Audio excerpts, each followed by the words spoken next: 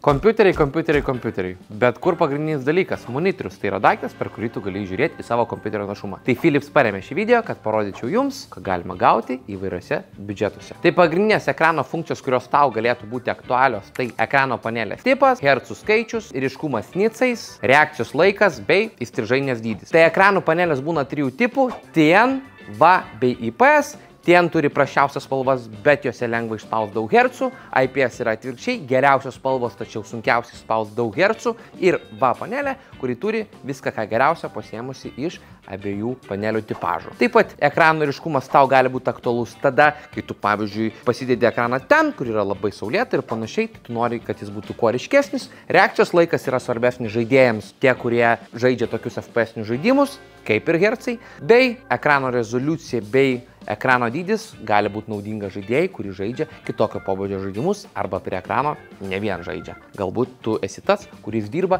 ir ekrano ieško ne žaidimams. Tai pirmasis pretendentas, kurio kaina vos 110 eurų, turi 100 Hz, kas yra tikrai neblogai. Šiaip pastebiu tokią tendenciją, kad vis daugiau gamintojų tengiasi išspausti kuo mažesnę kainą ir kuo daugiau Hz. Tai prieš 3 metus tokio ekrano kaina būtų kainavus apie 150. Šiai dienai su kolonėlėm, VA panelė 24 solius, tu gali įpirkti vos už 110 eurų. Tai iš principo šitas variantas yra geras tam, kas A. neturi daug pinigų, B. neturi labai galingo kompiuterio ir nori atsinaujinti, neišleidęs daug pinigų, kad galėtų jaustis kur kas geriau. Tokio ekrano privalumas, kad jeigu tu dabar neturi daug pinigų, o vėliau nori pasitobulinti į geresnį ekraną, jisai puikiai atliks antro ekrano vaidmenį. Bet jūs čia netėjot žiūrėti į pigiausius ekranus, tai keliaukim į 170 eurų kategoriją. Tai esam prie 170 eurų vertės ekrano, kurio specifikacijos yra 27 coliai, Full HD bei 165 Hz. Iš tikrųjų, tokių specifikacijų ekranas prieš porą metų kainuodavo ne mažiau negu 200-220 eurų. Labai retais atvejais esu matęs 190, bet 170 eurų šią dieną jau yra tikrai norma. Tai jeigu tu įsivaizdavai, kad tau geram ekranui reikia skirti daugiau negu 200-300 eurų, tikrai klysti. Net ir perkant tokį kaip šitą kompiuterį už 1000 eurų, įsigės štai šį ekraną, tikrai galėsi jaustis irgi gerai. Nu, aš asmeniškai galvoju, pas mane visur 200 Hz, bet tai pas mane daug sesorių ateina. Čia dar vienas toks pastebėjimas. Daugelis žmonių, kurie perka tos kompus tokius, jie perka iš senų ekranų, šiam Hz, iš laptopinių 15 colio ekranų. Tai visada atsižvelg į tai, ką tu naudoji dabar iki nusipirkimo. Nes kažkam, kas turi, tarkim, 104 Hz ekraną, šitas nėra pats didžiausias upgrade'as, bet jeigu tu turėjai kokį lievą, seną, peršokusi tokį, tu nesuprasit, kas vyksta. Iš tikrųjų, jau kai žaidėjant 105 Hz, tikrai skirtumas nuo 100 Hz jaučiasi. Tai jeigu tu svarstai, ar verta pirkti daugiau Hz turintį ekraną, tikrai verta. Bet jeigu tu esi užkietėjęs seseris arba kito esporto žaidėjas, kuriam labai svarbus FPS, kokį pasirinkimą tu turi? Tai dasidėjęs vos 10 eurų gali įsigyti jau 240 Hz ir pusę milisekundės greičio ekraną, kas tikram užkietėjusiam cesoriui arba Lorianteriui labai patiks. Dar vienas akcentas publika, kurie ieškote ekrano būtent cesui, patys matėt, kad profesionalūs sporto žaidėjai nežaidžia su labai dideliais ekranais. Todėl optimaliausias ekrano dydis esporto žaidėjų yra 25-24 coliai. Dėl to, kad žaidėjai būna prikišę galvą, nežinau kaip, bet taip jau būna. Ir kuo didesnis ekranas, tuo daugiau laiko užtrunka tavo akiai pamatyti priešą. Tada tai verta. Aišku, įsigijęs tokio pobūdžio ekraną, tu greičiausiai neprivalai žaisti tik esporto žaidimų. Tačiau aš rekomenduoju pirkti 240 Hz ekraną žmogui, kuris esporto žaidimus žaidžia ne mažiau negu 70% savo laiko. Nes jeigu nori pakapot FaveM, kaip sakoma, vakare, tai ar tu negali žaisti šito ekraną? Gali, viskas su to tvarkoj. Tiesiog jis naudą atskleidžia tada, kai tavo kompiuteris sugeba išspausti pakankamą FPS kiekį tam, kad tavo ekranas galėtų juos parodyti. Nes pavyzdžiui, įsigijęs gerą kompiuterį, tarkim, nusipirkai kompasų, nežinau, Tram 9, Kem 8,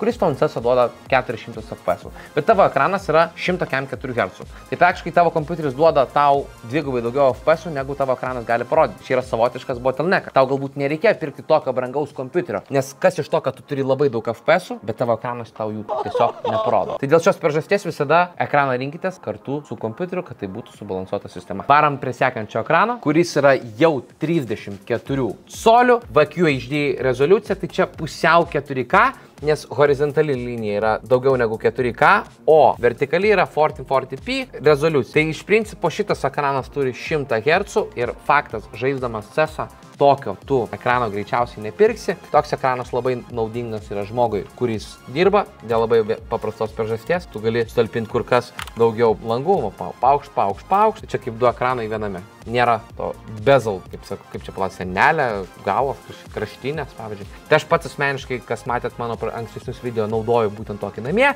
Čia yra taip pat 100 Hz. Tai šalia be patogaus darbo, kurį rodžiau, taip pat labai rekomenduoju šitą ekraną žaidėjui tokiam kaip aš, kuris žaidžia offline žaidimus, God of War, Red Dead Redemption, Hogwartsai ir panašaus tipo žaidimai, nes tiesiog per tokį ekraną matydamas daugiau vaizdo, gali jaustis tikrai neblogai. Turėkite omeny, kad norint žaisti ir turėti ne mažiau negu 100 kadrų per sekundę, nors ant tokio pobūdžio žaidimų turėti 100 kadrų kaip ir nebūtina, bet sakykim, kad tu nori, tai mažiausia, ką aš galėčiau rekomenduoti šiandien videos, ką, kaip sakoma, su kokia vaizdo plokščia jau galėtum pirkti tokią kompą, tai RTX 280 Ti, RTX 3080 ir į viršų ir ketvirtos generacijos nuo 4070. Iš AMD plokščių tai būtų nesilpniau negu RX 6800 ir į viršų. Iš principo vaizdo plokščiai turėtum skirti irgi nemažą dalį pinigų. Pačio ekrano kaina yra šito tikrai nedidelė. Kiek, Korneliau, kiek? Ne, dupėmiau būtų tų bitrų. Šiaip 330 eurų kažkas to. Tai kaip už tokią sumą taip pat ekrane faktas yra integruotos kolonėlės, jisai turi Type-C jungti, kas palengvina ekrano pajungimą. Aš dabar God of War'ą pereidinėjau, tai namie jį dabaigsiu, važiuojam prie sekančio ekrano. Tai 440 eurų tau leidžia nusipirkti ne tik geros raiškos ir didelės įsiržainės ekraną, bet ir daug hercų turinti ekraną, kaip šis 240 Hz. Tai čia yra idealus sprendimas žmogui, kuris nori turėti ir daug hercų, ir gerą rezoliuciją. Aš asmeniškai pats turėdamas net kelis 4K ekranus, jų ypatingai nerekomenduoju ir čia yra mano asmeninė patirtis. Aš vizualaus skirtumo, ar ne, ant tokio dydžio ekrano tarp 4K ir 2K arba VQHD ekrano aš nejaučiu, bet FPS turiu dvigubai mažiau. Tai realiai net ir mano darbe naudojama Tram 9 ant daugelio žaidimų ant 4K grafikų įspaudžia 70-80 FPS, kai įjungus VQHD rezoliucijas aš gaunu dvigubai daugiau FPS. Tai jeigu tu planuoji išleisti 800 eurų ant 4K ekrano, mano rekomendacija mažinti biudžetą ir sutaupytus pinigus arba pasilikti savo, arba perkelti ant kitų komponentų. Bet jau pats hercų turėjimas ekrane tikrai jaučiasi nuo 100, tikrai skirtumas, žinokit, publika yra. Jeigu tu renkės tarp 100-104, visada eik su daugiau hercų, nebent ten, žinai, renkės tarp 104 ar 105, skirtumo, kaip minėjau, didžiulio nebus, bet jo, jau miela malonu. Aišku, norint turėti arba gal norint išnaudoti tokio pobūdžio ekraną, net ir čia su i5 14 kartos bei RTX 4080 ant aukščiausio grafikos nustatymo aš turiu 160 FPS. Tai didžiulė tikimybė, kad šito monitoriaus neišnaudosi praktiškai su jokia vaizdo plokščia, nebent žaisi pagrindinius žaidimus, kaip CESas ir panašiai. Tai gerai, Danielė, kurį tu, pavyzdžiui, ekraną iš visų rinktumais? Aš pasimčiau widescreeną. Aš žaidžiu žaidimus ne kompetityviai, bet dėl smagumo. Tai va, publika, mato, tai yra mano rekomendacijos, bet kaip tu žiūrovas būdamas gali turėti skirtingus poreikius ir jeigu aš prieš tai sakiau, kad su tokiu monitorium CESo aš žaisti nerekomenduoju, ateina Danielis ir sako, bet aš su tokiu ekranu norėčiau žaisti. Ir jeigu tu tai darai, viskas yra tvarkoj. Tai jeigu patiko šitas video, kaip visada, subscribink kanalą. Šiaip čia belekiek kontento galėčiau kurti, o aš savo kabinete sėdžiu. Žodžiu, publika, iki pasimatymo.